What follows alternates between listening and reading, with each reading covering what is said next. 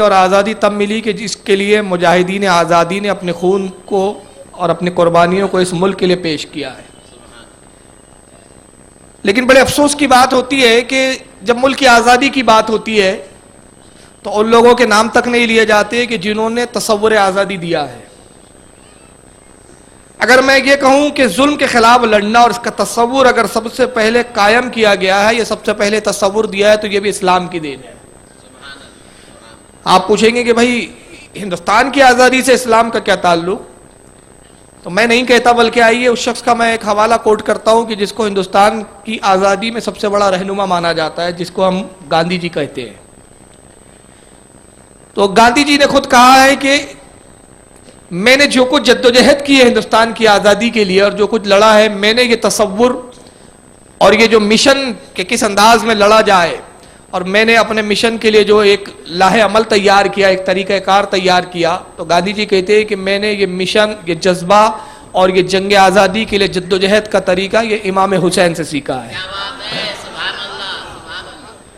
یہ امام حسین کی ذات ہے، یہ ان کی شخصیت ہے کہ جس نے ظلم کے خلاف لڑنے کا ہمیں حوصلہ دیا. اور صرف لڑنا کمال نہیں ہے، بلکہ یہ بھی بتایا کہ اگرچہ تم تعداد میں کم ہو مگر حق پر ہو، تو باطل کتنا ہی بڑی تعداد میں ہو، اس سے گھبرانے کی ضرورت نہیں ہے. اگرچہ تم شہید ہو جاؤ لیکن حقیقت میں جیت تمہاری ہی ہے. تو تصور آزادی کہ ظالم حکومت کا خاتمہ کیا جائے، ظالم حکومت کو اقتدار میں نہ رہنے دیا جائے، ظالم حکومت کے اپنے خود ساختہ قانون کو فالو نہ کیا جائے، یہ تصور سب سے پہلے نواسِ رسول امام علی مقام نے ہمیں بخشا ہے. وہی تصورات تھا کہ جس نے ملک کی آزادی کے لیے ہمارے علماء کو اس میدان عمل میں لایا. اور جیسے کہ میں نے ابتدا میں عرض کیا کہ بڑے افسوس کی بات ہے کہ ان مجاہدین آزادی کا نام تک آج لینا لوگ گوارا نہیں کرتے کہ جنہوں نے تصور دیا ہے ہندوستان کی آزادی کا. اس میں سب سے پہلے سر فہرست جو ذات آتی ہے وہ حضرت سلطان ٹیپو سلطان کی ہے. اور یہ سلطان ٹیپو سلطان یہ کٹر سنی تھے. تو دوسرے لفظوں میں کہوں کہ اگر ظلم کے خلاف کسی نے لڑا ہے اور جدوجہد کی ہے تو یہ بھی سنیوں کا جذبہ ہے. سلطان ٹیپو خود ایک بزرگ کی دعاؤں کا نتیجہ تھے. ان کے والد حیدر علی جو ان کو جب بہت عرصے تک اولاد نہیں ہوئی تو ایک اس وقت کے ولی کامل جناب ٹیپو علیہ رحمہ کی بارگاہ میں حاضر ہوئے اور ان سے دعا کروائی. اس کے بعد جو صاحبزادہ پیدا ہوا تو حیدر علی، بادشاہ حیدر علی، سلطان حیدر علی نے انہی بزرگ کی نسبت سے اپنے بیٹے کا نام ٹیپو رکھا. اور جس مقدس ماحول میں ٹیپو سلطان کی پرورش ہوئی، یہ ہندوستان کے سب سے پہلے مجاہد ہیں جنہوں نے انگریزوں کے خلاف علم جہاد بلند کیا ہے.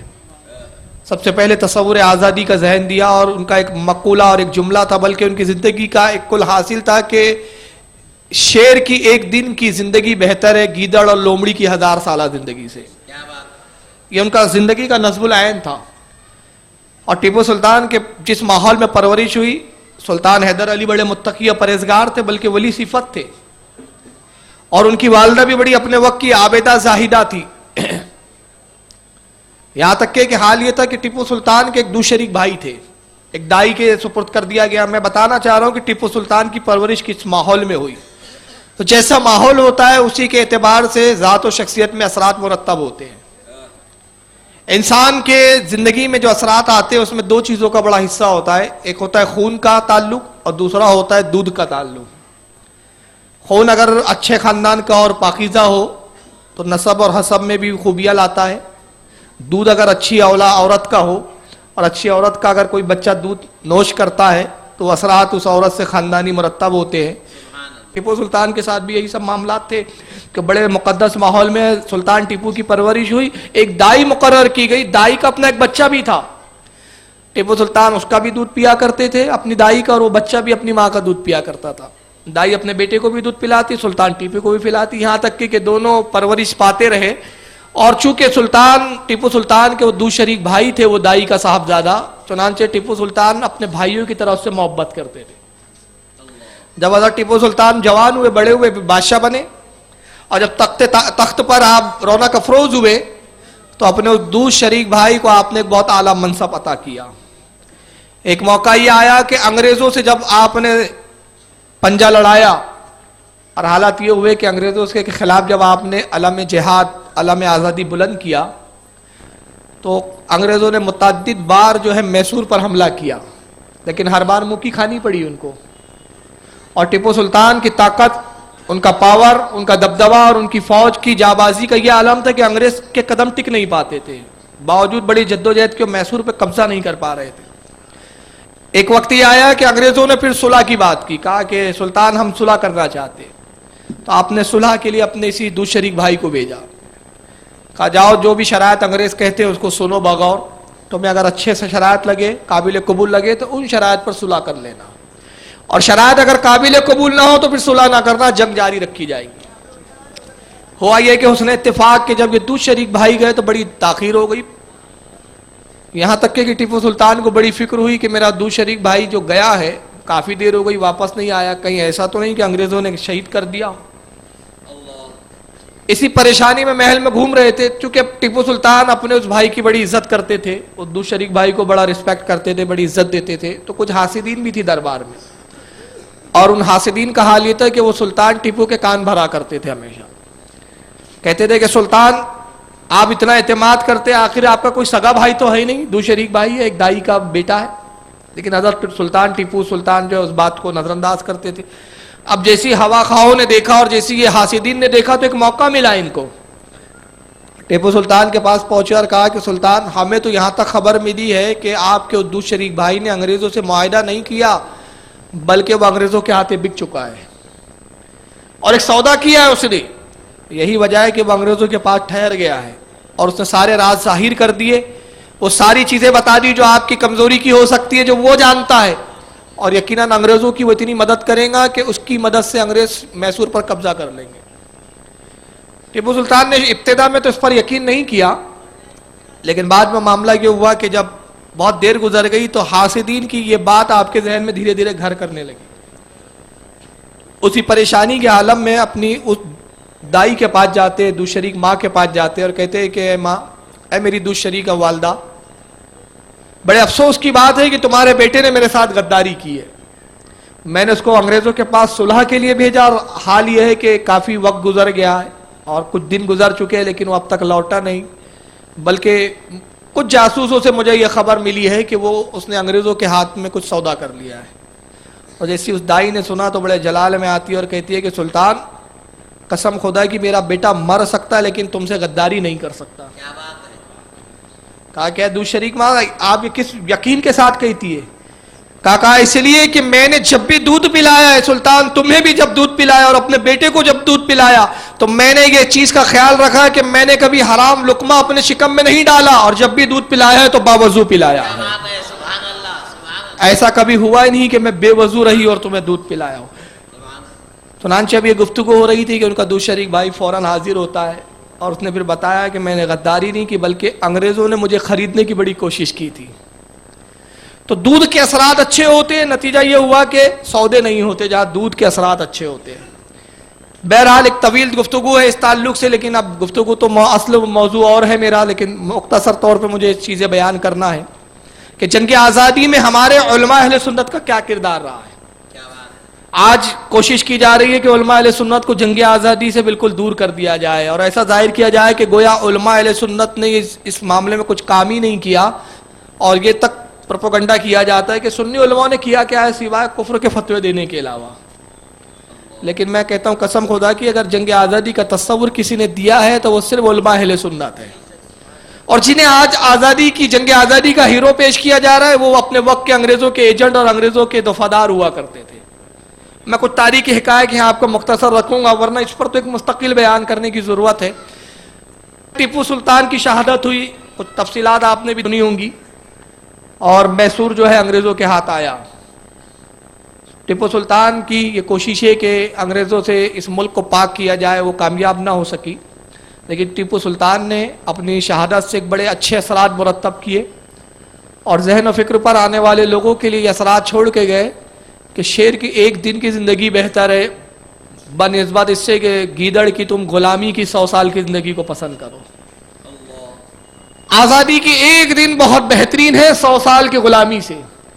اور یہی وہ ذہن تھا کہ جس نے 1857 میں پھر علماء اہل سنت کو اس لائن میں کھڑا کیا. 1857 کا ایک بڑا انقلاب جس کو انگریزوں نے غدر کا نام دیا تھا، یہ ہندوستان کی تاریخ کا ایک وہ موڑ ہے کہ جہاں سے جنگ آزادی کی تحریک کی ابتدا بڑی پرزور انداز میں ہوئی ہے۔ سمجھ لیجئے، دوسرے لفظوں میں کہوں کہ 1857 میں وہی تاریخ ہے، 1857 وہی سن ہے جس تاریخ اور جس سن کو ہندوستان میں جنگ آزادی کے تصور کے بیج کو زمین میں بویا گیا، اور جب اس سے درخت نکلا تو نتیجہ یہ ہوا کہ وہ درخت ہی پھر آزادی کی شکل و صورت اختیار کرتا ہے۔ 1857 میں جو اس جنگ آزادی کے سب سے بڑے ہیرو تھے، اس میں ایک بڑی طویل فہرست ہے جس میں خصوصاً اس تحریک کے بانی اور اس تحریک کو شروع کرنے والے کہ انگریزوں کے اقتدار کو ختم کیا جائے، اس میں سر فہرست جس ذات اور شخصیت کا نام آتا ہے وہ علامہ فضل خیر آبادی ہے۔ اس کے بعد ایک اور ہے حضرت سید کفایت علی کافی مراد آبادی، یہ اپنے وقت کے بہت بڑے جنگ آزادی کے مجاہد ہیں۔ مولانا سید کفایت علی سید بھی تھے، یہ سادات سے تھے، اور ایک لمبی فہرست ہے میرے پاس اس تعلق سے کہ جس میں مفتی صدر الدین آزردہ دہلوی، یہ 1857 کی جنگ آزادی کی یہ وہ علماء اہل سنت ہے جنہوں نے لوگوں میں آزادی کا جذبہ پیدا کیا اور ایک نئی روح پھونکی۔ انہی میں علامہ احمد اللہ شاہ مدراسی ہے، یہ حالانکہ مجذوب تھے بزرگ، ایک زمانے تک جذب کی کیفیت میں رہے، لیکن جب 1857 میں علامہ فضل خیر آبادی نے فتویٰ دیا تو فتووں پہ دستخط کرنے والوں میں یہ بھی تھے، اور جذب کی کیفیت ختم ہوئی اور پورے ہندوستان میں گھوم کر انہوں نے جنگ آزادی کا ایک ماحول پیدا کیا۔ یہ بھی ہمارے اہل سنت کے عالم تھے، اس میں حضرت مفتی عنایت احمد کاکوری، مولانا ڈاکٹر وزیر خان، یہ وہ نام ہے جن کو آج ہمارے سنی جانتے بھی نہیں ہیں۔ اور بھی اس میں علماء کی فہرست آتی ہے، مولانا وحاج الدین مراد آبادی، مولانا امام بخش صاحبائی، مفتی مظہر کریم دریابادی، مفتی رحمت اللہ کیرانوی، یہ سارے علماء وہ ہیں۔ اور اس میں ایک نام میں پیش کروں گا خصوصاً اعلیٰ حضرت کے شاگرد خاص حضرت مولانا ہدایت رسول۔ اب اگر ہم ان میں سے ہر شخصیات پر گفتگو کریں تو میں کہتا ہوں کہ کم سے کم 3 گھنٹے ایک بیان کے لیے چاہیے، پھر اگر مختصر بھی ہم کریں، لیکن چند شخصیات کا میں مختصر ذکر کرتا ہوں کہ جنگ آزادی میں ان کا جو رول رہا۔ علامہ فضل خیر آبادی یہ پہلی ذات اور شخصیت ہے جنہوں نے سب سے پہلے انگریزوں کے خلاف فتویٰ دیا، اور اس کے برعکس معاملے کیا تھے وہ تو میں برعکس کا معاملہ دوسرے اس کا پہلو پیش کروں گا، تصویر کا دوسرا رخ۔ جب ہوا یہ کہ انگریزوں نے ایک ایسی کارتوس تیار کیا، جو بندوق میں جب وہ کارتوس ڈالے جاتے تھے تو اس کو منہ سے چمڑے کو چھیل کے نکالنا پڑتا تھا، اس میں گائے کی چربی کا استعمال کیا گیا اور سور کی چربی کا استعمال کیا گیا۔ چنانچہ منگل پانڈے نام کا جو ایک شخص تھا، ایک فوجی تھا انگریزوں کا، اس نے سب سے پہلے یہ آواز بلند کی کہ ایسے کارتوسوں کو ہم استعمال نہیں کریں گے۔ وجہ کیا ہے؟ ہندوؤں کے نزدیک گائے کا احترام تھا اور مسلمانوں کے نزدیک سور انتہائی ناپاک اور انتہائی نجس العین تھا۔ یہاں سے یہ جنگ آزادی کی بنیاد بنی اور بہادر شاہ ظفر کو اس کا قائد بنایا گیا۔ تو سلطان بہادر شاہ ظفر نے فتویٰ پوچھا کہ آزادی کے بارے میں کیا حکم ہے علماء کا، جنگ آزادی میں شریک ہونا چاہیے یا نہیں ہونا چاہیے، اور یہ جنگ کیا حیثیت رکھتی ہے اسلامی نقطہ نظر سے۔ تو علامہ فضل خیر آبادی رحمۃ اللہ تعالی علیہ نے سب سے پہلا فتویٰ صادر کیا اور فرمایا کہ انگریزوں پر جہاد کرنا فرض ہے، ان کے وجود کو ہندوستان سے پاک کرنا ضروری ہے۔ چنانچہ مسجد کے اندر انہوں نے اس کا اعلان کیا اور تمام علماء کی میٹنگ بلائی۔ بخت خاں ایک اس وقت کے بہت بڑے جنگ آزادی کے ہیرو تھے، یہ بھی سب سنی تھے، سب اہل سنت کی بات کر رہا ہوں میں اس وقت۔ تو بخت خاں جو تھے وہ جنرل تھے بہادر شاہ ظفر کی فوج کے، ان کو جنرل آف چیف منتخب کیا گیا اور ان کو ایک بہت بڑی فوج کے ساتھ ان کو تیاری کا حکم دیا گیا کہ انگریزوں کے خلاف ایک فوج کو اکٹھا کیا جائے۔ انہوں نے جگہ جگہ جا کے نوجوانوں کو آزادی کے لیے ابھارا، فوج میں بھرتی کیا، ٹریننگ دینا شروع کیا۔ انہی فتویٰ دینے والوں میں حضرت سید کفایت اللہ مراد آبادی بھی تھے، جن کا تخلص کافی تھا، بہت اچھے شاعر تھے، اور ان کی شاعری کا یہ حال تھا کہ اعلیٰ حضرت فاضل بریلوی الملفوظ میں خود فرماتے کہ میں 2 لوگوں کے علاوہ کسی کا کلام نہیں سنتا۔ فرمایا اس لیے کہ اکثر شعراء جو ہے آسمان و زمین کے کلابے ملا دیتے ہیں اور حد سے زیادہ تجاوز کرتے ہیں، اور بعض اتنے مبالغہ آرائی پر اتر آتے ہیں کہ کلام میں پھر جو ہے شریعت کی پابندی نہیں رہتی۔ تو فرماتے ہیں کہ بہت کم شعراء ہے جو اس چیز سے اپنا دامن بچائے، میں صرف 2 لوگوں کا کلام سنتا ہوں، ایک مولانا کافی کا اور ایک اپنے بھائی مولانا حسن میاں کا. سبحان اللہ سبحان اللہ. اور خود اعلیٰ حضرت علامہ سید کفایت اللہ کافی رحمۃ اللہ علیہ کو بہت سراہتے تھے ان کی شاعری کو، بلکہ یہاں تک کہ اعلیٰ حضرت ان کے بارے میں ایک جگہ فرماتے کہ وہ شعر ہے، میں پڑھ رہا ہوں جو اعلیٰ حضرت ان کی تعریف میں بیان کرتے ہیں: مہکا ہے میری بوئے دہن سے عالم، یا نغمہ شیری نہیں تلخی سے باہم، کافی سلطان نعت گویا ہے رضا، انشاءاللہ میں وزیر اعظم. کیا بات ہے. سبحان حالت کہتی ہے کہ نعت گوئی میں یہ بادشاہ کی حیثیت رکھتے ہیں علامہ کافی، کیا بات ہے. اور میری حیثیت یہ ہے کہ گویا میں ان کا وزیر اعظم ہوں نعت کہنے میں. بات ہے. تو اندازہ لگائیے کہ سرکار اعلیٰ حضرت اپنے زمانے کے اتنے بڑے نعت گو شاعر تھے کہ میں تو ان کی تعریف میں یہ جملہ اپنی طرف سے نہیں کہتا ہوں، عشق کی بنیاد پر نہیں بلکہ حقائق کی روشنی میں کہوں گا کہ اعلیٰ حضرت نعت کہتے نہیں تھے بلکہ رسول اللہ اپنی نعت کہلواتے تھے. کیا بات ہے. سبحان اللہ. نعرہ تکبیر، نعرہ رسالت حضرت مولانا محمد فاروق خان صاحب. سبحان اللہ سبحان اللہ. اور کیا رسول بات ہے. اللہ خود کہلواتے تھے کہ احمد رضا تجھے کہنا کیا ہے. کیا بات ہے حضرت. واہ، ورنہ واہ، واہ. ایسے کلام جو ہے یہ الہامی کلام لگتے جب ہم ہدایت بخشش کو پڑھتے ہیں، یہ شاعری نہیں لگتی. اسی بنیاد پر ہمارے ایک بہت بڑے بزرگ نے کہہ دیا تھا کہ قصر مینار رضا تو بلند کافی ہے. کیا بات تو ہے. اس نے سچ ہے. تم اس کے پہلے زینے پہ چڑھ کے دکھلا دو، اور فتاوی رضویہ تو کرامت ہے، ہدایت بخشش ہی پڑھ کے بتلا دو. کیا بات ہے. تو سبحان اللہ. ہدایت بخشش خود میں دوسرے لفظوں میں ایک جگہ کہوں گا کہ اسلام اور تعلیمات اسلام، شرع کے حکام اور رسول اللہ کی حدیثوں کو گویا اعلیٰ حضرت نے نظم میں جو ہے تحریر فرما دیا، سبحان اللہ سبحان اس کو منظوم کر دیا ہے. لیکن اعلیٰ حضرت مولانا کافی کے کتنے بڑے مداح خواہ کہتے ہیں کہ میں وزیر اعظم ہوں، اور وہ نعت گوئی میں وہ بادشاہ کی کیا حیثیت بات رکھتے ہے. ہیں. سبحان اللہ. تو جس کو سبحان اللہ. حضور سیدی اعلیٰ حضرت نے بادشاہ کہا ہو، ہاں. اس کے نعت اور اس کے رسول کا کیا عالم ہوگا. سبحان اللہ. تو یہ مولانا کفایت اللہ کافی تھے، انہوں نے فتویٰ دیا، اور چنانچہ یہ بخت جو خاں تھے، بخت خاں جرنل جن کو بنایا گیا تھا، ان کو مراد آباد کے حالات لکھ کر بھیجا کرتے تھے، اور اکثر ان کو خطوط لکھتے تو 25 اپریل 1858 کو کچھ انگریزوں کے جاسوسوں نے خبر دی کہ مولوی کفایت اللہ کافی صاحب جو ہے یہ انگریزوں کے خلاف ایک مہم چلاتے ہیں، اور فتویٰ دینے والوں میں یہ بھی ہے، یہ بھی کہتے ہیں کہ انگریزوں پہ جہاد کرنا فرض ہے. چنانچہ ان کو گرفتار کیا گیا، اور انگریز اتنے گھبرائے کہ مولانا کافی کا لب و لہجہ اور ان کی شاعری کا یہ عالم تھا کہ نظم میں بھی وہ آزادی پہ لوگوں کو ابھارتے تھے، اور جب ان کی نظم پڑھی جاتی مجلسوں میں اور جلسوں میں تو لوگوں میں ایک جان پیدا ہو جاتی تھی. تو انگریز اتنے خوف زدہ ہوئے، کہا کہ فوراً مقدمہ قائم کیا جائے اور فوراً مقدمے کی سماعت ہو اور فوراً فیصلہ سنا دیا جائے.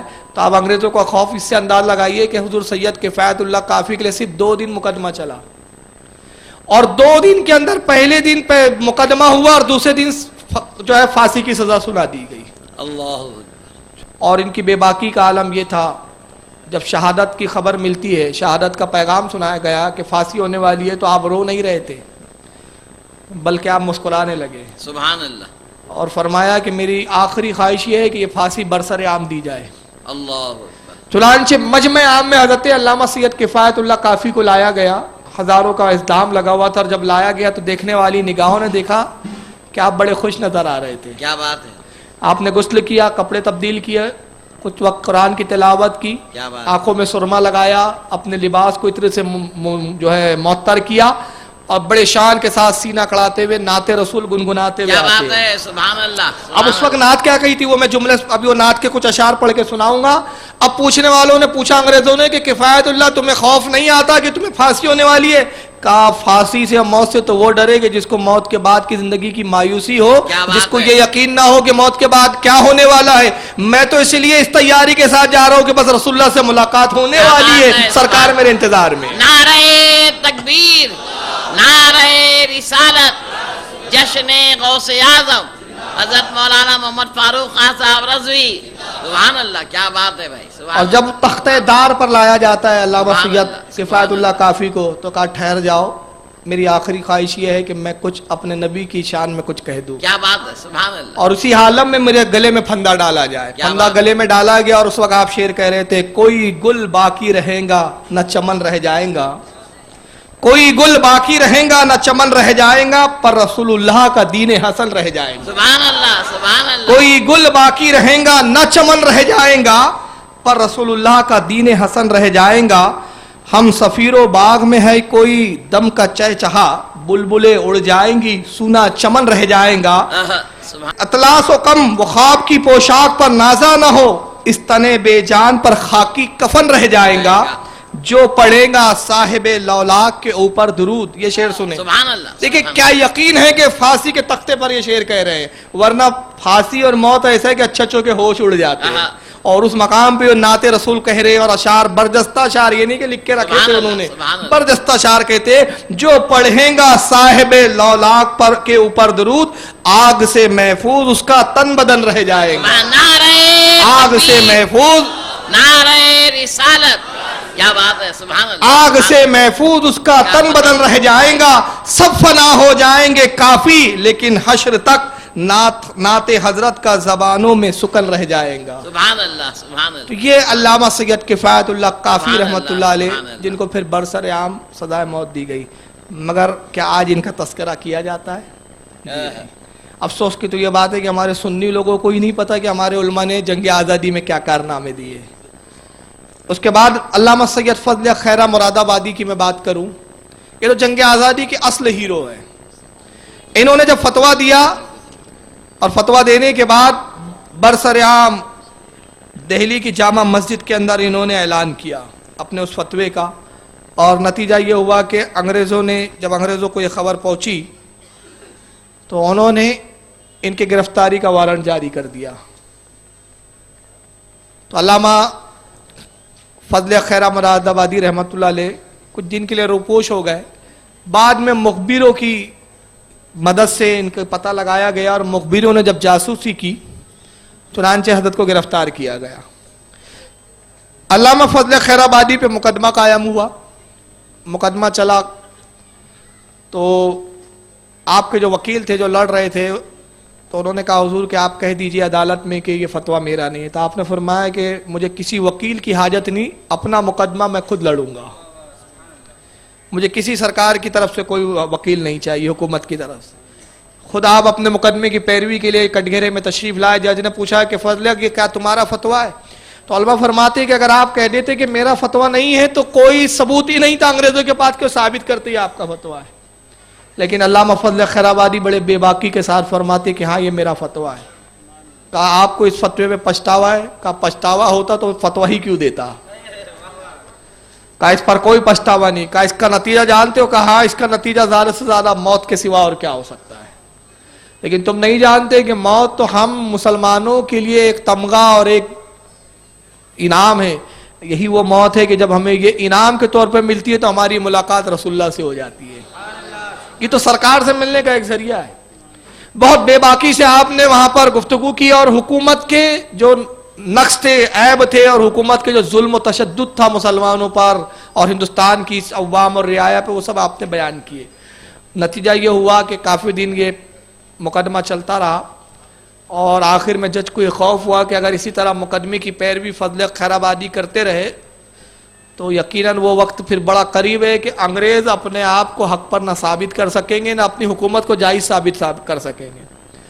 فضلیہ کا ایسی جرا کر رہے ہیں کہ یہ ثابت ہی کر کے چھوڑیں گے کہ یہاں ان کا انگریزوں کا وجود ہی غلط ہے ہندوستان میں. تو حکم ہوا کہ ان کو کالے پانی کی سزا دے دی جائے.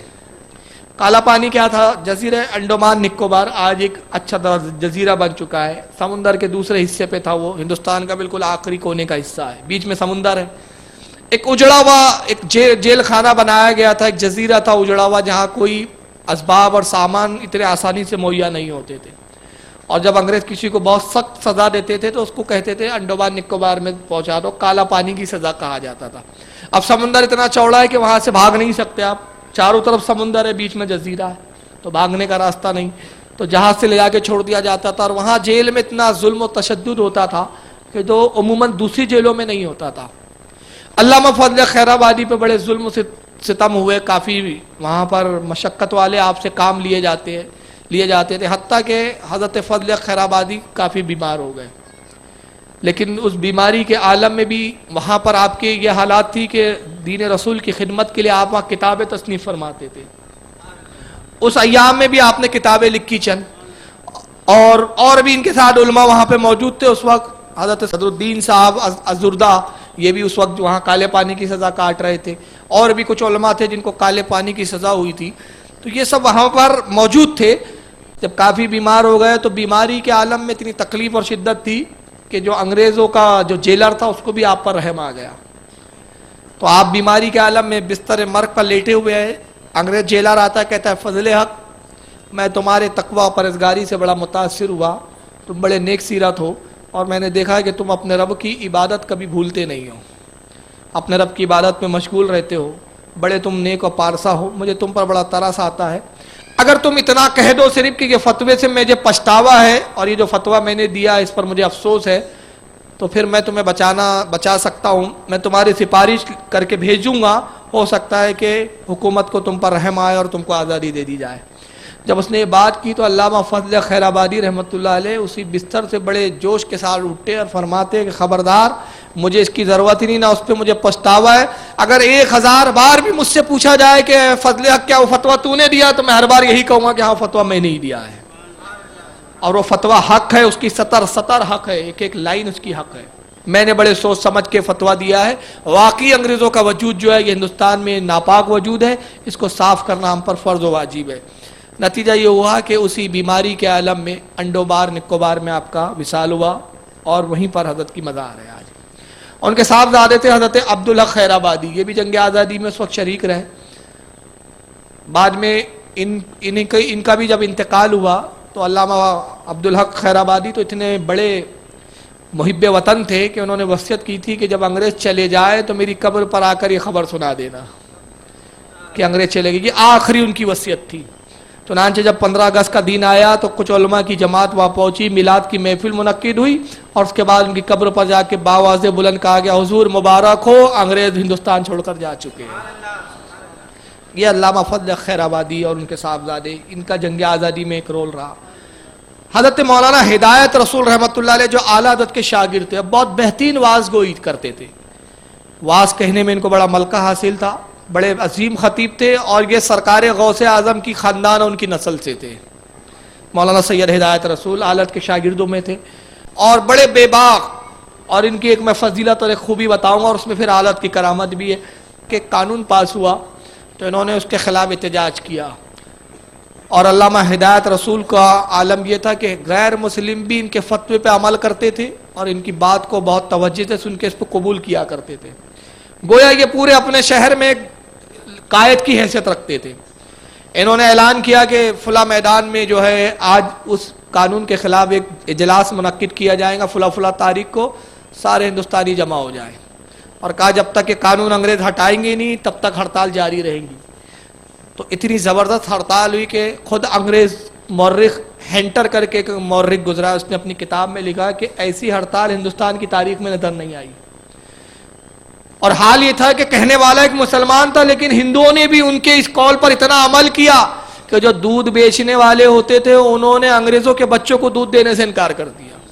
سبزیاں جو بیچنے والی ہوتی تھی تو علامہ ہدایت رسول کی ہدایت تھی، انہوں نے کہا تھا کہ دیکھو کوئی ہندوستانی سبزی خریدے تو اس کو بیچ دینا، مگر انگریزوں کو نہ دیا جائے۔ دودھ والوں سے کہا گیا تھا کہ دیکھو دودھ ہندوستانیوں کو بیچنا، لیکن انگریز دودھ مانگے تو ان کو ایک قطرہ بھی نہ دینا، چاہے کچھ بھی ہو جائے۔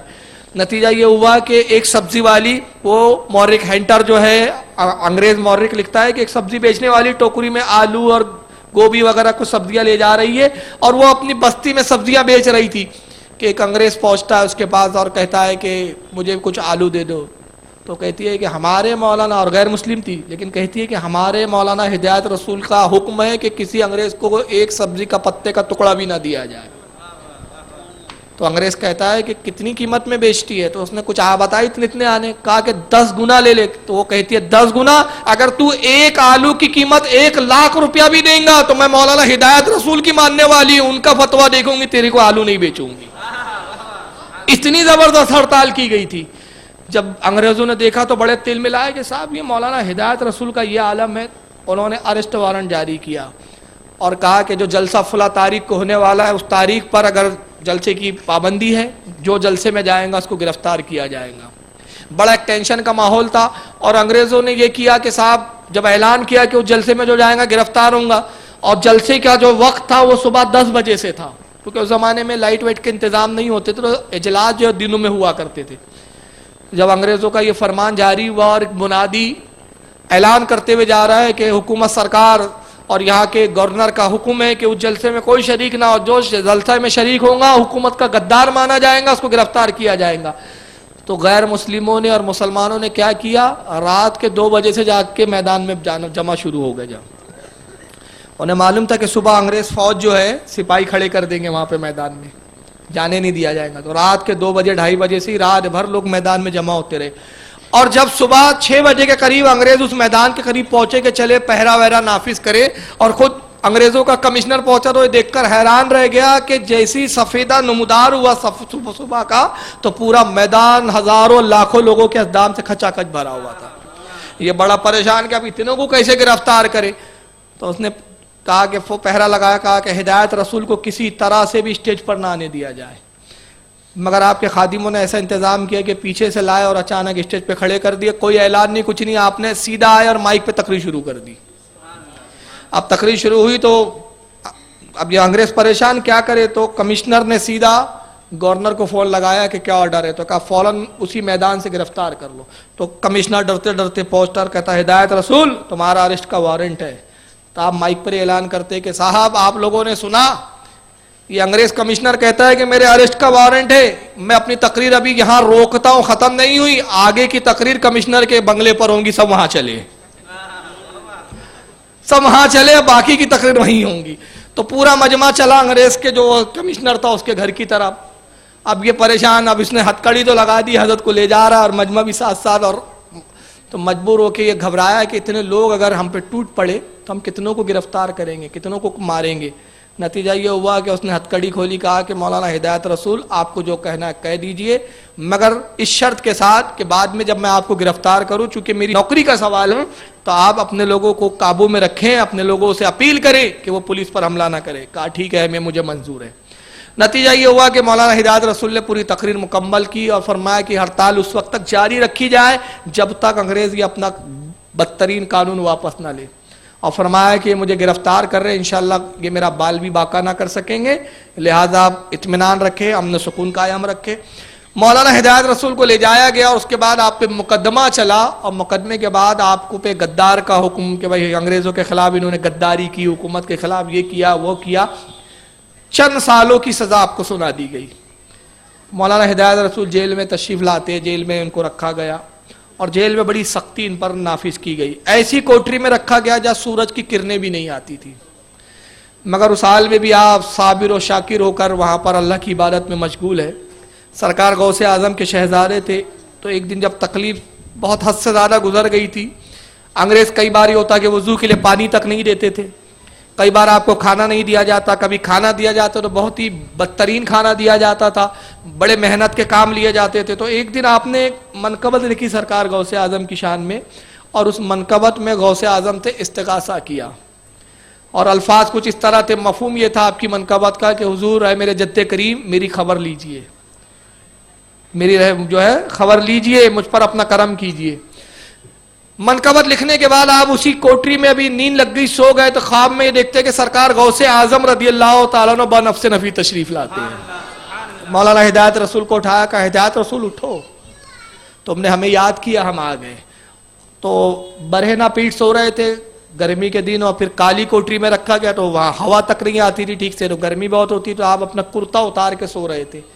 تو سرکار غوث اعظم نے اٹھایا اور آپ کی ننگی پیٹھ پر محبت سے ایسا اپنے پنجہ رکھا غوث اعظم نے، اور پنجہ رکھ کے تسلی دی، کہا صاحبزادے کل تمہارا رہائی کا دن ہے. یہ خواب کا منظر تھا. غوث پاک چلے گئے تو یہ پھر بیدار ہوئے، اور بیدار ہونے کے بعد بڑا ایک مسرت اور خوشی محسوس کی. صبح ہی آرڈر آتا ہے کہ آپ کو آزاد کیا جاتا ہے.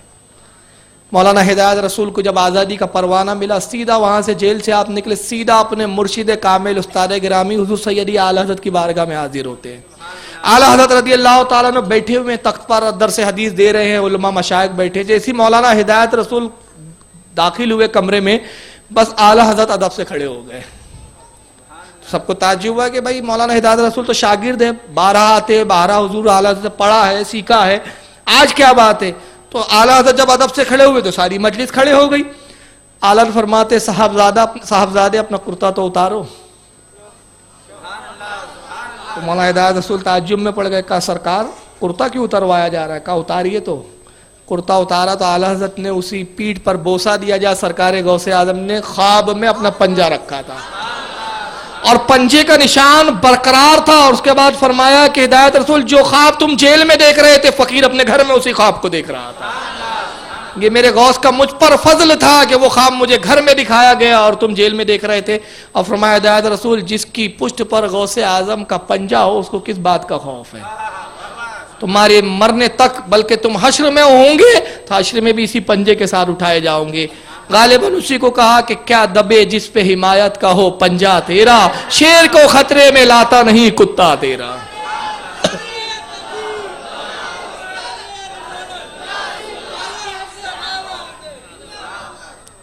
یہ علامہ ہدایت رسول تھے. اس کے بعد کچھ دن ابھی آزادی کو ملے ہی تھے کہ پھر دوبارہ انگریزوں نے آپ کو گرفتار کیا. پھر جرم عائد کیے گئے، یہ جرم انگریزوں کے خلاف یہ بولا، یہ کیا وہ کیا، فلاں جگہ آپ نے یہ تقریر میں انگریزوں کے خلاف یہ بولا. اور اس کے بعد پھر مقدمہ چلا اور یہاں تک کہ آپ کو سزائے موت، پھانسی کی سزا سنائی گئی اور حضرت مولانا ہدایت رسول بھی پھانسی پہ لٹکا دیے گئے. اس طرح یہ بھی شہید ہوئے. کہ جنگ آزادی میں سنیوں کا کردار ہے. اور خود اعلیٰ حضرت کے گھرانے کا حال کیا تھا؟ علامہ رضا علی آلت کے دادا، ان پر اس زمانے میں انگریزوں نے 600 روپے ان کے سر پہ انعام رکھا تھا کہ جو رضا علی کا سر لائیں گا اس کو 600 روپے انعام دیے جائیں گے. جرم کیا تھا؟ علامہ نقی جب یہ 1857 کا جب معاملہ آیا تھا، غدر کا معاملہ، اس میں علامہ رضا علی بھی شامل تھے اس وقت. اور ان پر بھی جرم آیا تھا کہ یہ بھی ان علماء کی تائید میں ہے. اور اعلیٰ حضرت کے والد گرامی علامہ نقی علی خان رحمۃ اللہ علیہ ان دنوں جوان تھے اور دارالفتہ میں بیٹھتے تھے. درس و تدریس سے آپ کا تعلق تھا. علامہ نقی علی خان علیہ رحمہ کا حال یہ تھا کہ دن میں طالب علموں کو مدرسے میں پڑھاتے تھے، گھوڑے آپ خرید کر گھوڑے جمع کرتے اور رات میں گھوڑے مجاہدین کو پہنچایا کرتے تھے. یہ کردار رہا ان علماء کا ہمارے. اور اعلیٰ حضرت کی بھی شان یہ رہی کہ اعلیٰ حضرت کے کئی شاگرد جنگ آزادی میں شریک رہے. ایک طویل داستان ہے، اس پر انشاءاللہ کبھی موقع ملا تو میں تفصیلی گفتگو کروں گا کیونکہ موضوع ابھی اتنا وہ نہیں ہے، مجھے موضوع اور بھی 2-4 سمیٹنے ہیں. تو میں نے چند باتیں کر دی جس سے میرا مقصد یہ ہے کہ ہم اپنی تاریخ کو جاننے کی کوشش کریں کہ ہمارے سنی علماء کے کیا کردار تھے. مگر اس کے برعکس ایک اور طبقہ تھا اور اس طبقے کا عالم کیا تھا جن کو آج جنگ آزادی کے مجاہد بتائے جاتے ہیں. اس میں کہا جاتا ہے کہ صاحب مولانا اسماعیل دہلوی شہید صاحب یہ بہت بڑے جنگ آزادی کے مجاہد تھے. کہا کیسے مجاہد تھے؟ تو کہا صاحب انہوں نے بالا کوٹ پہ انگریزوں کے خلاف بہت بڑی جنگ کی اور صاحب ایسا ہوا کہ بھی وہاں مر گئے، شہید ہو گئے. یہ تو جب انہی کے گھر کی کتابیں پڑھو تو معلوم ہوتا ہے کہ جناب نہ شہید ہوئے اور نہ جناب کا جنگ آزادی میں کوئی رول رہا، بلکہ حال یہ رہا. انہی کے گھر کی کتابوں کے کچھ حوالوں سے میں پیش کر رہا ہوں کہ یہ سب انگریزوں کے وفادار رہے. ایک مرتبہ یہ مولانا اسماعیل دہلوی صاحب واعظ کہہ رہے ہیں، تقریر فرما رہے تھے کہ ایک صاحب کھڑے ہوئے اور کھڑے ہونے کے بعد درود شریف پڑھے تو میں دکھاؤں. اللہم صلی اللہ سیدنا مولانا. حیات طیبہ مرزا حیرت دہلوی جو مولوی اسماعیل دہلوی کے شاگردوں میں ہوئے ہیں، حیات طیبہ کا صفحہ نمبر 296، اس پہ مطبوعہ فاروقی دہلی وہاں سے کتاب چھپی ہے. اس پر یہ خود مرزا حیرت دہلوی جو اسماعیل دہلوی صاحب کے شاگردوں میں ہیں اور چشمدید گواہ ہے، سارے ان کے حالات دیکھے اس وقت کے کہ کیا ان کا چل رہا تھا معاملہ. کہتے کہ کلکتہ میں انہی کی عبارت پڑھ رہا ہوں کہ کلکتہ میں جب مولانا اسماعیل نے جہاد کا وعظ فرمانا شروع کیا اور سکوں کے مظالم کی کیفیت پیش کی تو یہ جہاد انگریزوں سے نہیں کیا، انہوں نے سکوں سے کیا، پنجابیوں سے. سکھ سے کیوں کیا؟ یہ جو سکھ تھے وہاں کے کلکتہ اور پنجاب اور ہریانہ وغیرہ کے، یہ انگریزوں کے اقتدار کو تسلیم نہیں کرتے تھے، انگریزوں کے خلاف لڑتے تھے.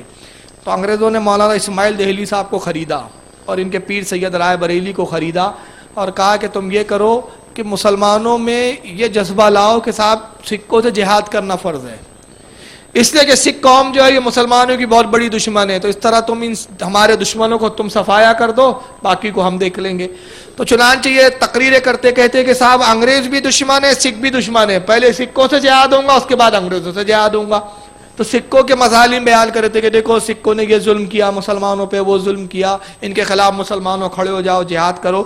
تو مرزا حیرت دہلوی خود بیان کرتے کہ کلکتہ میں جب مولانا اسماعیل نے جہاد کا وعظ فرمانا شروع کیا اور سکھوں کے مظالم کی کیفیت پیش کی ہے تو ایک شخص نے دریافت کیا آپ انگریزوں پر جہاد کا فتویٰ کیوں نہیں دیتے؟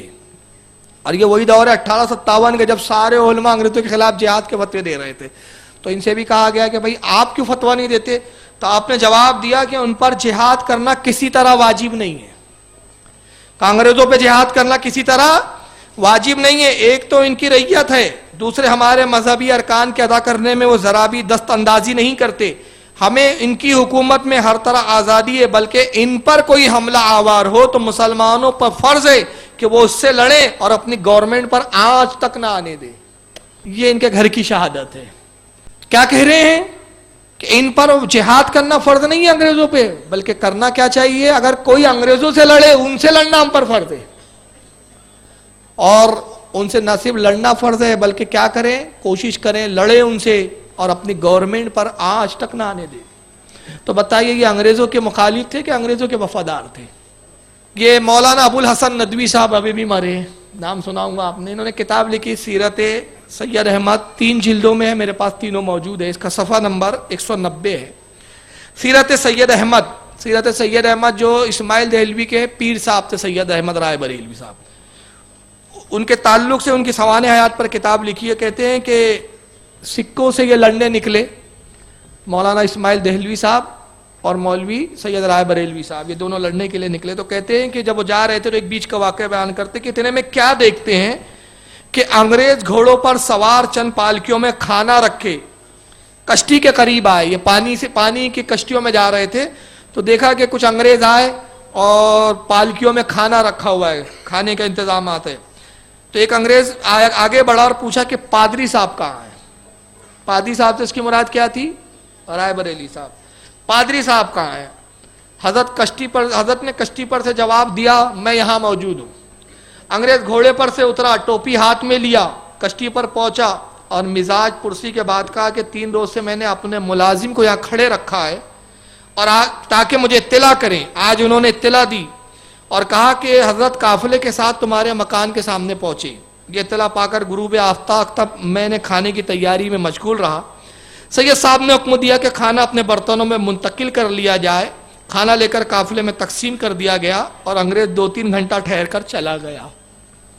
یہ بہت سارے انہوں نے واقعات لکھے. یہ سارے واقعات مجھے بتائیے، اگر یہ انگریزوں سے لڑ رہے تھے اور اتنے بڑے پکے مجاہد تھے انگریزوں سے، تو انگریزوں سے لڑنے نکلے تو ایسا ہوگا کہ دوسرے انگریز کھانا لے کے چل رہے ہیں ان کے ساتھ ساتھ؟ ایسا ہو سکتا ہے؟ تو اس کا مطلب یہ ہوا کہ یہ تو انگریزوں کے وفادار تھے، اور ایسے وفادار کہ ان کا قافلہ بھی کشتی میں جا رہا ہے، پانی کے راستے سے جا رہا ہے اور آنے کو ٹائم ہے، اور 3 دن تک وہ انگریز نے پہرے دار بٹھا رکھا کہ مجھے فوراً خبر دینا جب بھی کشتی نظر آئے. اور جب کشتی نظر آ گئی تو ان پہرے داروں نے خبر دی کہ صاحب وہ کشتی آ رہی ہے. تو انگریزوں نے کھانا بنایا، پالکیوں میں رکھا اور وہ کھانا لے کر خود پہنچ رہے اور کہہ رہے کہ صاحب یہ ہم نے آپ لوگوں کے لیے کھانا رکھا ہے. اور پھر اس میں پوچھا بھی کیسے پادری صاحب کہاں ہیں؟ تو گویا انگریز جانتے تھے کہ ہمارے ہی لوگ اس لیے تو پادری بھی کہہ رہے ہیں. پرانے تعلقات بھی اس سے ثابت ہوتے ہیں. تو یہ چیزیں ثابت کرتی ہے کہ یہ صاحب خود انگریزوں کے وفادار تھے. اور ہوا یہ کہ انہوں نے جو سب سے پہلا جہاد کے نام پر جو لڑا اور اس کو جہاد کا نام دیا، وہ پٹھان تھے افغانستان کی بارڈر کے، جن کا نام تھا محمد یار خان. ان سے سب سے پہلے لڑا. بتائیے جہاد مسلمانوں سے ہوتا ہے کبھی؟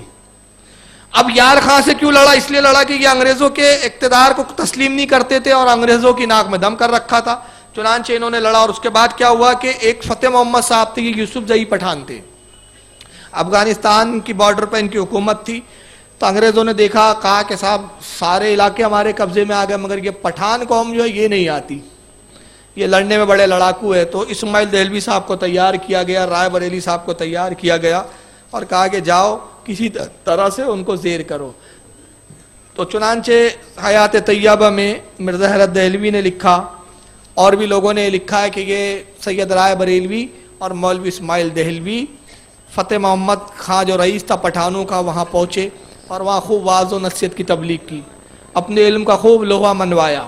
اور جب اپنا علم منوا چکے تو بڑی تعظیم عظیم کرنے لگے. بعد میں پھر کیا ہوا، انہوں نے پھر اپنی وہابیت ظاہر کی اور وہابیت ظاہر کرنے کے بعد شروع ہو گئے کہ صاحب نظر و نیاز کرنا جائز نہیں، یہ کرنا جائز نہیں، تم بد عقیدہ ہو، تم مشرک ہو، شرک سے توبہ کرو، کفر سے توبہ کرو. فتح محمد صاحب کو آیا ایک دن غصہ، کہا جب ہم ہی بددم وہ ٹھہرے کافر و مشرک، تو تو کہاں کا پکا مسلمان آ گیا ہے، نکالا تلوار. ایسے شہید ہے یہ ایک روایت. تو ان کے آگے کتابوں میں بڑا تضاد ہے. اور دوسری روایت سوانح قاسمی میں مناظر حسن گیلانی صاحب کہتے ہیں کہ فتح محمد وغیرہ کو انہوں نے بلوایا، لے کر آئے، کہا کہ انگریزوں کے خلاف لڑنا ہے. تو بالا کوٹ میں جنگ ہو رہی تھی انگریزوں کے خلاف، کہ اچانک یہ دونوں نمونے جو ہے جا کے دور بیٹھ گئے، رائے بریلی اور اسماعیل دہلوی دور چلے گئے. اور جب ان کو تلاش کیا تو ملے ہی نہیں، پتہ ہی نہیں چلا ان کا. تو کہا کہ فتح محمد ڈھونڈتے ہوئے پہنچا، دیکھا چٹان پہ دونوں پیر صاحب اور مرید صاحب بیٹھے ہوئے. کہا تم نے ہمیں لایا کہ انگریزوں سے لڑنا اور یہاں اکیلے بیٹھے ہو؟ کہا انگریزوں سے کیا لڑے، ان کی سب میں تو ہم کو خضر کو نظر آ رہے ہیں، خضر علیہ السلام نظر آ رہے ہیں، اور ہمیں حکم دیا گیا کہ انگریزوں سے لڑنا کسی طرح جہاد نہیں. تو کہا کہ اچھا جب ہم نبی سے لڑ رہے تو ہم کیا ہوئے، اور جب انگریزوں سے لڑنا جہاد جائز نہیں تو تم نے ہمیں یہاں پھر کیوں تکلیف دی؟ اٹھایا وہیں پہ تلوار پہنا دیا. ایک ہی ہے. دوسری روایت ہے تذکرۃ الرشید میں رشید احمد گنگوئی وغیرہ صاحب نے بیان کیا کہ گولی لگی ان کو، اور 2 گولی لگی، دماغ سے آر پار چلے گئی، سوراخ آر پار ہو گیا، اس کے بعد بھی ایک زندہ رہے. کرامت تو دیکھو ان کی. اور رائے بریلی صاحب کافی دیر تک زندہ رہے، خون بہ رہا ہے مگر آپ بات چیت کر رہے ہیں، کلام کر رہے ہیں، اور پھر اچانک غائب ہو گئے. تو ایک طبقہ میں مشہور ہو گیا کہ امام مہدی کی طرح آپ بھی نزول کریں گے. تو تب تک وہ انتظار کرتا بیٹھا ہے وہاں، کافی سال تک وہ انتظار ہی کرتے رہے. رائے بریلی صاحب کب گولی کھا کے نیچے آئیں گے، گولی تو کھا کے چلے گئے. تو ان کی قبر کا بھی پتہ نہیں تھا. مختلف روایتیں، اور یہاں تک کہ مولوی اسماعیل دہلوی نے، اشرف علی تھانوی نے حکایت الاولیاء جو پہلے ارواح ثلاثہ کے نام سے تھی، اس کا صفحہ نمبر 140 پہ ایک قصہ لکھا. کہتے ہیں کہ اچانک جنگ سے دونوں غائب ہو گئے، اچانک. تو کسی نے کہا آسمان پہ اٹھا لیے گئے، کسی نے کہا نہیں کسی پہاڑ کی کھو میں چلے گئی. کچھ لوگ کہنے لگے شاید آپ شہید ہو گئے اور آپ کی لاش کو فرشتوں نے اٹھا لیا ہوں. بڑی عجیب عجیب قصے ہونے لگے ان دونوں کے. اب اس کے بعد یہ ہوا کہ جب ان کو تلاش کیا تو ملے نہیں، تو ایک پہاڑی پہ تلاش کرتے کرتے پہنچے. تو کسی نے کہا کہ ابھی رائے بریلی صاحب ایک قبر تھی بزرگ کی، اس کو شہید کر کے معاذ اللہ مسمار کر کے گئے ہوئے تھے. کہا کہ ابھی اس قبر کو مسمار کرتے ہوئے گئے ہیں، اس لیے کہ یہاں جب آئے تو بڑے جلال میں کہا کہ یہ قبر شریعت کے مطابق نہیں ہے. تو قبر کو شہید کر دیا اور چلے گئے. مطلب یہ پکے آتنکوادی تھے یہ لوگ شروع سے. تو شہید کر کے چلے گئے. پھر کہاں گئے تو اشرف علی تھانوی پتا کہتے ہیں کہ کچھ پتہ نہیں چلا. تو آج تک ان کو پتہ نہیں ہے. اب ہوا یہ کہ شہید تو لکھتے تھے، تو علماء اہل سنت کہتے تھے کہ اگر شہید ہے تو اس کی لاش کہاں ہے بھائی، کون سے ہاسپٹل میں چلے گئی بھائی، اب تک آئی نہیں. تو اب کیا کیا، بالا کوٹ میں قبر ظاہر کی. وہ قبر میں دکھا بھی چکا ہوں کئی جگہ، اور کہا کہ یہی سید صاحب کی قبر ہے، یہی جو ہے وہ اسماعیل دہلوی صاحب کی قبر ہے. اب وہ بتا رہے ہیں وہاں تختی اکتی بھی لگی ہے، پیٹی ویٹی بھی رکھی ہے باقاعدہ چندے کی، ابھی بھی بالا کوٹ میں ابھی دکھاؤں گا میں آپ کو منظر، وہ قبر بھی تو وہ ابھی رکھی ہوئی ہے. تو یہ انگریزوں کے وفادار رہے، لیکن حال کیا ہے، یہ سب انگریزوں کے دشمن بن گئے. کیوں؟ حکومت کا مال بٹورنے کے لیے. اور وہ سنی علماء جنہوں نے فتاوے دیے، جنہوں نے قربانیاں کی. بلکہ یہ ہوا کہ بہادر شاہ ظفر کی سرکردگی میں، ان کی قیادت میں جو انقلاب برپا کیا گیا تھا، 7,000 اہل سنت کے علماء تھے جن کو لال قلعے کی چھت پر پھانسی دی گئی تھی. 7,000 سنی علماء تھے. اس وقت وہاں بھی تھا ہی کون؟ اور خود بہادر شاہ ظفر کون تھے پتہ ہے آپ کو؟ ٹن ٹناٹن سنی. ان کے سنیت کا یہ حال تھا کہ علامہ فضل خیر آبادی نے جب اسماعیل دہلوی پر کفر کا فتویٰ لگایا، تقویۃ الایمان کی بنیاد پر، رسول اللہ کی شفاعت کی انکار کی بنیاد پر، اور رسول اللہ کے جو ہے معذلن حضور کی طرح ایک سرکار کی طرح اور بھی نبی پیدا ہو سکتے، اسماعیل دہلوی صاحب نے تقویۃ الایمان میں لکھا. یہ سب معاملے اور امکان کذب باری تعالی اللہ کے جھوٹ پر یہ چلا. تو علامہ فضل خیر آبادی نے ان کے رد میں کتابیں لکھی اور دلی کی جامع مسجد میں اسماعیل دہلوی سے مناظرہ کیا. اور دلی کی جامع مسجد میں مناظرے میں بڑی بری طرح شکست ہوئی ان کو. مولوی اسماعیل دہلوی بڑے رسوا ہوئے، اور اس زمانے کے سارے اکابر علماء نے ان کے کفر کا فتویٰ صادر کیا. علامہ فضل خیر آبادی نے تحقیق الفتاویٰ تصنیف کی کتاب الحمدللہ آج بھی چھپتی ہے، موجود ہے، اس پر علامہ خیر الدین صاحب نے بھی دستخط کی. خیر الدین صاحب کون ہے؟ یہ ابوالکلام آزاد کے والد ہیں، کٹر سنی تھے یہ بھی سنی تھے. علامہ رضا علی خان آلت کے دادا جان نے دستخط کی، حتیٰ کہ بہادر شاہ ظفر کی بھی اس پہ دستخط ہے. تو بہادر شاہ ظفر بھی جنگ آزادی کے ہیرو رہے اور سنی رہے، اور انہوں نے ایسی قربانی پیش کی. ضعیف العمری کا عالم تھا، ان کے بیٹوں کو انگریزوں نے گرفتار کیا اور حضرت بہادر شاہ ظفر کو، بہادر شاہ ظفر صرف بادشاہ نہیں تھے بلکہ ایک عالم دین بھی تھے اپنے وقت کے، رنگون کے قلعے میں ان کو قید کیا گیا، روزانہ ناشتہ ان کو پیش کیا جاتا تھا، بادشاہ سے تھوڑا احترام سے رکھا گیا۔ حسب معمول ایک دن ناشتے کا تھال لاتا جاتا ہے بہادر شاہ ظفر کے پاس، تو بہادر شاہ ظفر سمجھے کہ جیسے روز ناشتہ آتا ہے آج بھی ناشتہ آیا ہے، دسترخوان ڈھکا ہوا تھا، اور جب دستر ہٹایا تو بوڑھے ضعیف بہادر شاہ ظفر دیکھتا ہے کہ نوجوان بیٹوں کے سر کٹے ہوئے تھال میں رکھے ہوئے ہیں۔ یہ ہے وہ لوگ جنہوں نے اس ملک ہندوستان کے لیے اپنی قربانیوں کو ایسے پیش کیا ہے، تو جنہوں نے پیش کیا آج ان کا نام تک نہیں، اور جو انگریزوں کے وفادار تھے ان کو چنے کے جھاڑ پہ چڑھا رہے ہیں۔ حالانکہ ان کی کتابیں، میں اپنے گھر کی کتابیں کوٹ نہیں کر رہا ہوں، ان کے گھر کی کتابیں بتا دی کہ سب انگریزوں کے وفادار تھے۔ چنانچہ یہ کتاب میں اور بتاتا ہوں آپ کو کہ انگریزوں کتنے، یہ دوستی انگریزوں کی چلتی رہی۔ خود مولوی رشید احمد گنگوہی تذکرۃ الرشید حصہ اول صفحہ 73 پر کہتے ہیں کہ جب میں حقیقت میں باز کے سروں پر موت کھیل رہی تھی، انہوں نے کمپنی انگریزی حکومت کے امن و عافیت کا زمانہ قدر کی نگاہ سے نہ دیکھا اور اپنی رحم دل گورنمنٹ کے سامنے بغاوت کا علم قائم کیا۔ یعنی جو جنگ آزادی کے مجاہد ہیں ان کے خلاف لکھ رہے ہیں، کہہ رہے کہ ان کے سروں پہ تو موت کھیل رہی تھی، مگر انہوں نے اپنی موت کو دیکھتے ہوئے تو کم سے کم رک جانا تھا، باز آ جانا تھا، اور انگریزوں کی وفاداری کا حلف اٹھا لینا تھا۔ یہ اتنی رحم دل حکومت بیچاری، رحم دل حکومت کے خلاف علم بلند کر دیا، یعنی ان کی مذمت کر رہے جو انگریزوں کے خلاف لڑ رہے تھے۔ تو جو انگریزوں کے وفادار تھے آج ان کو کہا جا رہا ہے کہ صاحب، اور خود اسی تذکرۃ الرشید کے اندر حصہ اول صفحہ 80 پر رشید احمد گنگوہی صاحب کا یہ بیان ہے۔ آج بھی تذکرۃ الرشید چھپتی ہے، میرے پاس تو موجود ہے، آپ چاہے تو بامبے سے آپ کو بھی مل جائیں گی، بامبے میں ابھی بھی ملتی ہے وہابیوں کے اداروں میں۔ اس میں رشید احمد گنگوہی صاحب خود کہتے ہیں کہ جب میں حقیقت میں سرکار برٹش کا فرما بردار ہوں تو ان جھوٹوں سے میرا بال بھی بیکا نہ ہوگا۔ جھوٹے کون؟ یہ جو جنگ آزادی میں لڑ رہے تھے، جو کیونکہ انہوں نے رسول اللہ کی گستاخیاں کی تھی، اللہ کی گستاخی کی تھی۔ رشید احمد گنگوہی صاحب نے اس زمانے فتویٰ دیا تھا کہ اللہ تعالیٰ جھوٹ بول سکتا ہے، اور وہ فتاوی رشیدیہ میں آج بھی فتویٰ موجود ہے۔ فتاوی رشیدیہ دیکھیں اس وقت ٹیبل پہ بھی میرے موجود ہے، اس میں وہ فتویٰ آج بھی موجود ہے کہ اللہ جھوٹ بول سکتا ہے، ممکن ہے، کیونکہ قرآن میں وہ کہتا ہے ان اللہ علی کل شیء قدیر، اللہ ہر چاہے پر قادر ہے، ہر چیز پر قادر ہے، تو جھوٹ پر بھی قادر ہوا۔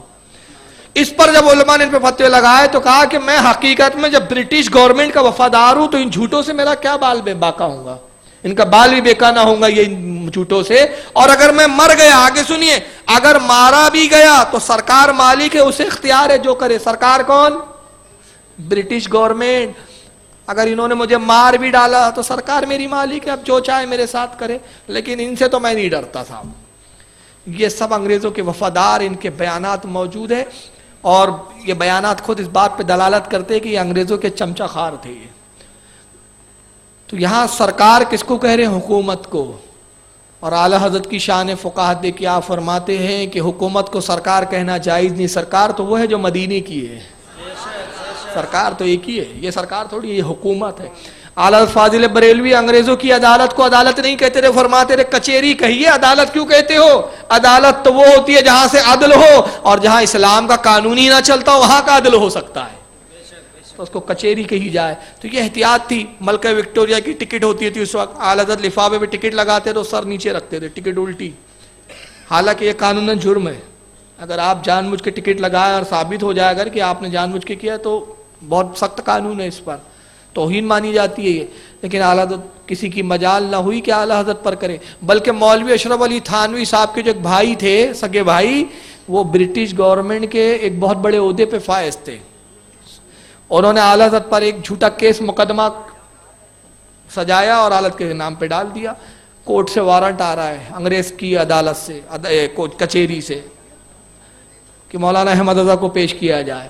اعلیٰ حضرت فرماتے تھے کہ میں اس کچہری میں جانا بھی پسند نہیں کرتا جو انگریزوں کی کچہری، جہاں اسلام کی بات ہی نہیں ہوتی، میں وہاں نہیں جانا پسند کرتا۔ ہوا یہ کہ بار بار آپ کا حکم آتا رہا اور آپ نہیں گئے، تو کنڈم آف کورٹ کا کیس آپ پہ لگا، عدالت کی توہین۔ اور جب یہ کیس لگ جاتا ہے نا کسی پہ کنڈم آف کورٹ کا، تو ہوتا کیا ہے؟ ہتھ کڑی لگا کر پکڑ کے لانے کا آرڈر ہوتا ہے۔ وہ آرڈر لگا، پیشگی تھی۔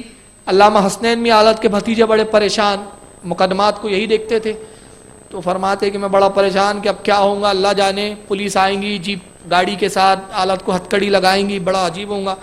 تو کہتے اعلیٰ حضرت اپنے کمرے میں بڑے اطمینان کے ساتھ بیٹھے ہوئے، مطمئن، تو سب پہنچے شہزادے آپ کے صاحبزادے علامہ حامد رضا، یہ سب علامہ حسین کا حضور کچہری چلنے کا وقت ہو گیا ہے، حضور چلیے ورنہ پولیس خود آئیں گے اور پھر معاذ اللہ ایسا نہ ہو کہ ہتھ کڑی لگائے اور اس میں بے عزتی اور رسوائی ہوں گی۔ تعالی حضرت بڑی بے نیازی سے فرماتے، حسنین میاں فکر کیوں کرتے ہو، اللہ نے چاہا تو اس کے حبیب کے صدقے میں احمد رضا کی جوتی بھی کچہری میں نہیں جائے گی، احمد رضا تو بہت بڑی چیز ہے۔ ابھی جملے فرمائے علامہ حسنین میاں فرماتے کہ فوراً وکیل صاحب خوشخبری لے کر آئے کہ مقدمہ خارج ہو گیا۔ کہا کیسے خارج ہو گیا، یہ تو مقدمہ بالکل ہمارے خلاف تھا۔ تھانوی صاحب کے بھائی نے پوری زور لگا دیا تھا، کہا کہ بات تو صاحب نواب کلب علی صاحب تک پہنچی اور نواب کلب علی صاحب نے ملکہ وکٹوریہ سے سفارش کروائی، وہاں سے آیا کہ مقدمہ خارج کیا جائے۔ تو اعلیٰ حضرت کی شان تھی کہ کچہری کبھی نہیں گئے آپ، لیکن یہ اتنے وفادار کہ سرکار مالک ہے، جو چاہے ہمارے ساتھ کرے، سرکار رسول نہیں ہے ان کے لیے۔ اور بلکہ خود ہی یہ حال تھا کہ مولانا اشرف علی تھانوی صاحب کو انگریزوں سے وظیفہ ملتا تھا، آپ کو پتہ ہے؟ تو اگر یہ انگریزوں کے وفادار نہیں تھے تو پھر ان کو انگریز پیسے کیوں دیتے تھے؟ تو یہ بھی مکالمۃ الصدرین صفحہ نمبر 10 اور 11، جس کے لکھنے والے انہی کے گھر کے طاہر احمد قاسمی صاحب ہے، وہ خود لکھتے ہیں کہ مولوی شبیر احمد صاحب دیوبندی صدر جمعیت الاسلام کلکتہ نے مولوی حفظ الرحمان صاحب کے جواب میں کہا کہ دیکھیے مولانا اشرف علی صاحب تھانوی رحمۃ اللہ علیہ ہمارے اور آپ کے مسلم بزرگ و پیشوا تھے، ان کے متعلق بعض لوگوں کو کہتے ہوئے سنا گیا کہ ان کو یعنی مولانا تھانوی کو 600 روپے ماہوار حکومت کی جانب سے دیے جاتے تھے۔ اس زمانے میں 600 روپے مہینہ اشرف علی تھانوی کو منی آرڈر سے آتے تھے۔ اور یہ عجیب بات ہے، اسی فتاوی رشیدیہ میں رشید احمد گنگوئی لکھتے ہیں کہ منی آرڈر سے جو روپیہ بھیجا جائے اس کا لینا جائز نہیں کہ وہ سود ہے، مگر انگریزوں کی طرف سے آتے تھے تو رکھ لیتے تھے وہ چپ چاپ، کیونکہ وہ مال غنیمت لگتا تھا ان کو۔ اب اس زمانے میں 600 جب ایک آنے دو آنے چلتے تو انداز لگائیے آج کے حساب سے کتنے، آج کے حساب سے کم از کم 60,000 روپے تو ہو گئے، کم سے کم یعنی 60,000 روپیہ مہینہ آتا تھا۔ اور یہی حال تبلیغی جماعت والوں کا تھا، چنانچہ یہی مولانا طاہر قاسمی صاحب اسی کتاب میں کہتے ہیں کہ مولانا حفظ الرحمان سہاری ناظم اعلیٰ جمعیت العلماء ہند دہلی نے کہا کہ الیاس صاحب جو تبلیغی جماعت کے بانی ہیں، الیاس صاحب رحمۃ اللہ علیہ کی تبلیغی تحریک کو ابتداءً حکومت کی جانب سے بس ذریعے حاجی رشید احمد صاحب کچھ روپیہ ملتا تھا، پھر بند ہو گیا۔ یعنی اسٹارٹنگ میں جب تبلیغی جماعت شروع ہوئی تو حکومت نے پیسہ بھیجا، تو بتائیے تبلیغی جماعت یہ بنا ہے اسلام کی تبلیغ کے لیے، تو وہ انگریز کیوں پیسہ دیں ان کو؟ تو بات سمجھ میں آئی، کچھ تو دال میں کالا تھا، بلکہ دال ہی پوری کالی تھی یہ سب۔ بلکہ اشرف علی تھانوی صاحب افادات الیومیہ جلد 4 میں لکھتے ہیں کہ افادات الیومیہ ٹیبل پر ہے اس وقت میرے پاس اتفاق سے، اس میں خود پوچھتے ہیں، ان سے کسی نے پوچھا اشرف علی تھانوی صاحب سے کہ حضور اگر یہ مان لے کہ انگریز چلے جائیں ہندوستان چھوڑ کے اور کچھ انگریز ہندوستان میں رہنا چاہے اور آپ کو یہاں کا بادشاہ وزیر اعظم بنا دیا جائے، تو کیا آپ ان انگریزوں کو ہندوستان میں رکھنا گوارا کریں گے اور ان کو کس طرح رکھیں گے؟ تو تھانوی صاحب کہتے ہیں کہ ہم ان کو بڑے آرام سے رکھیں گے، اس لیے کہ انہوں نے ہمیں بڑے آرام سے رکھا ہے، ہم بھی انہیں بڑے آرام سے رکھیں گے کیونکہ انہوں نے ہمیں بڑے آرام سے رکھا ہے۔ تو یہ سب انگریزوں کی پیداوار